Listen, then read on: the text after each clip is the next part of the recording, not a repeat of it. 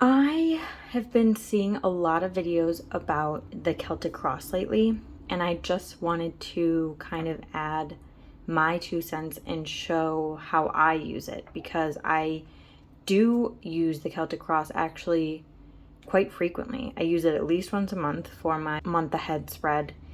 I will turn to it when I've got some like bigger issue question. It's not a spread that I do every day. Obviously, I think it's a little bit too in depth for that, but it is one that I use frequently. And I have been using it in the way that Melinda Lee Holm outlines it in the guidebook for the Elemental Power Tarot. And I think that the way she does it makes much more sense than I've seen the Celtic Cross positions that in the past. So I wanted to kind of spread the word a little bit so that we can make the Celtic Cross a little bit more accessible to people. So I'm gonna just do a quick little reading like I would do, not a quick one obviously, but a little sample reading to show kind of how I do the Celtic Cross.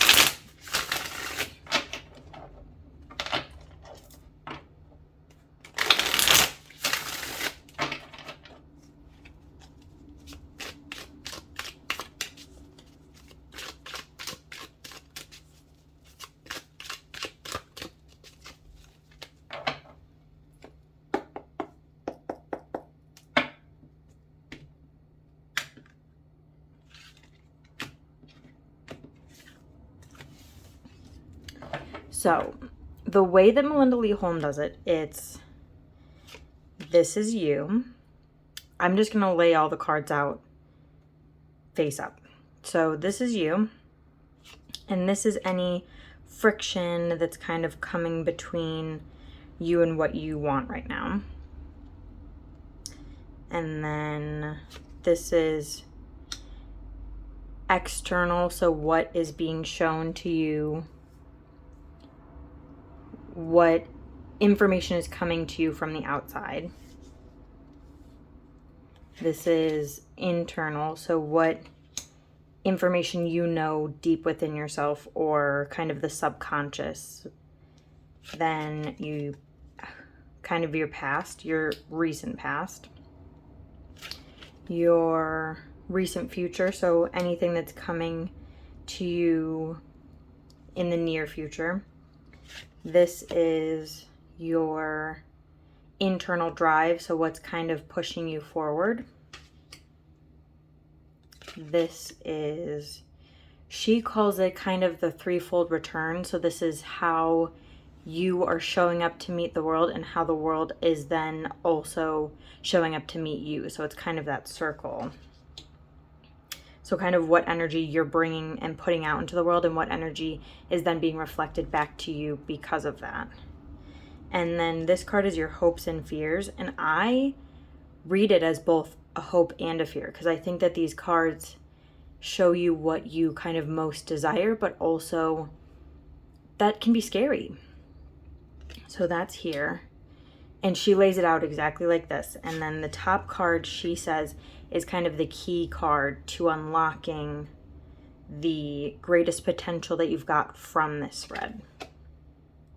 And it's the 10 of Earth, which is horsetail. So I'm using the Herb Crafter's Tarot. You can't see. Let me try and at least get most of it in frame.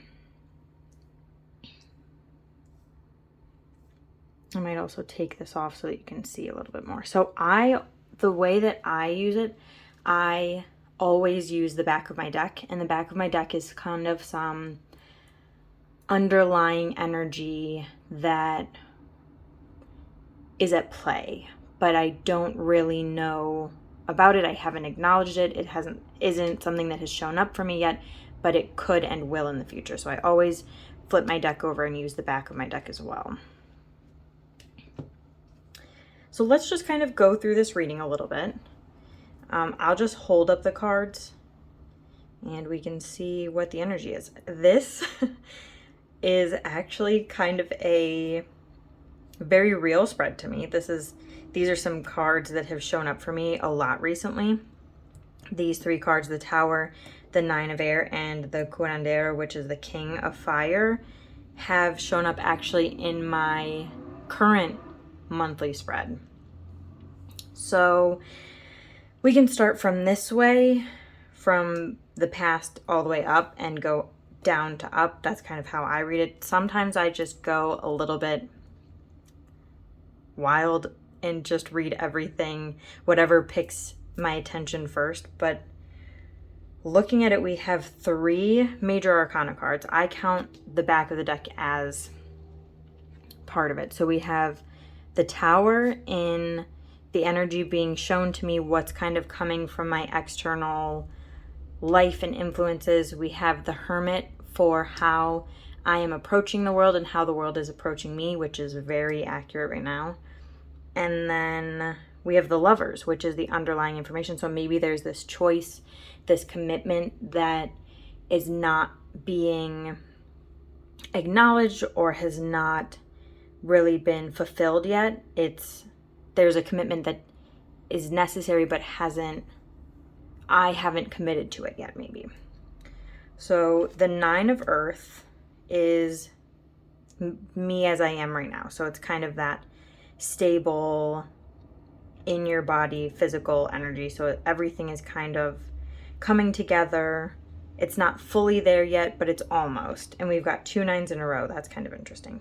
I read very numerologically, so the numbers and how they show up is very cool. And we actually have technically 3 9s in a row.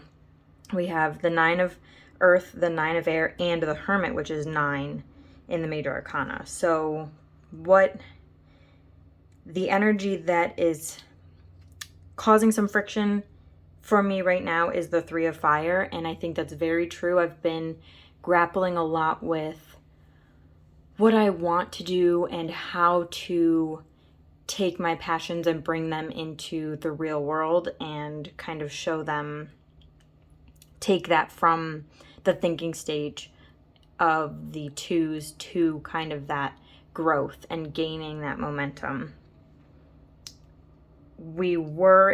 I was in the 6 of Air energy in the past, the 6 of Earth energy in the past, and moved from the 6 to the 9 of Earth, both Earth. So that's kind of interesting. So we're leveling up and we'll change from this focus on getting everything in the physical together and organized and everything to, in the near future, getting everything in my mental headspace and with communication and maybe some paperwork organized.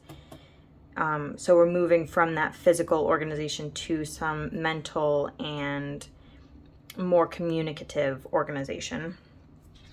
So under here, what I am knowing deep within myself, or kind of that unconscious energy that's showing up for me, is the curandero of Fire, Damiana, and also kind of my internal drive right now is the 5 of Earth. So I am feeling very unsettled and not sure kind of where to go from here, kind of confused and uncertain.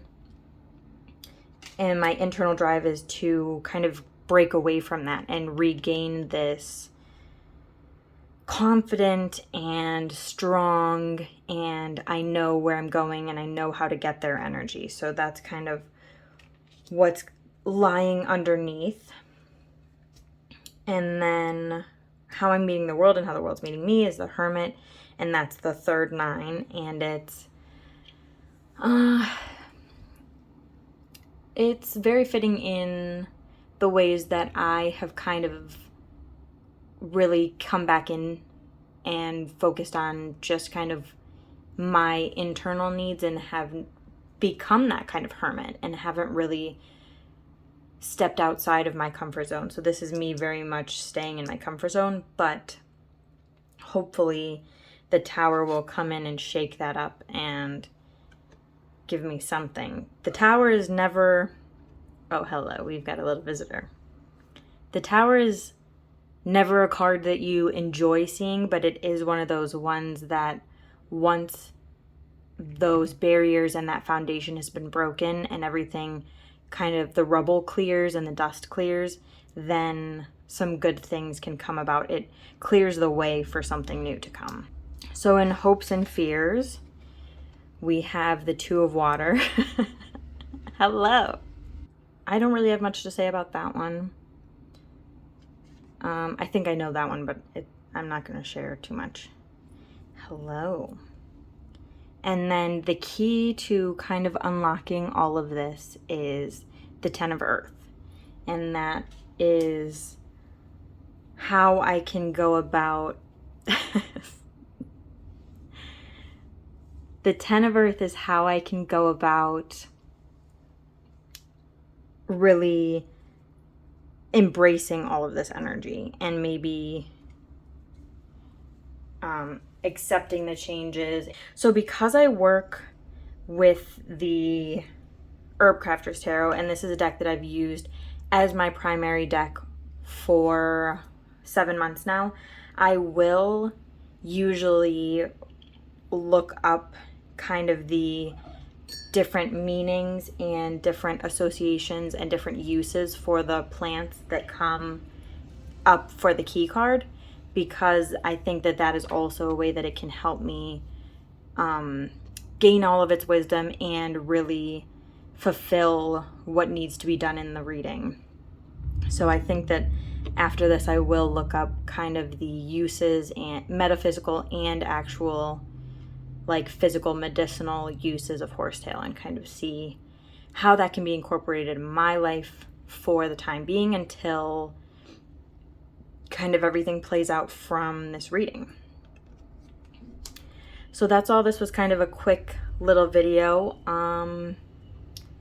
Thank you for watching. I hope this helped. I will insert an image of Melinda Lee Holm's version of the Celtic Cross, just the spreads and the positions and everything like that, and an image of this so that you can see it a little bit better. Thank you, and that's all.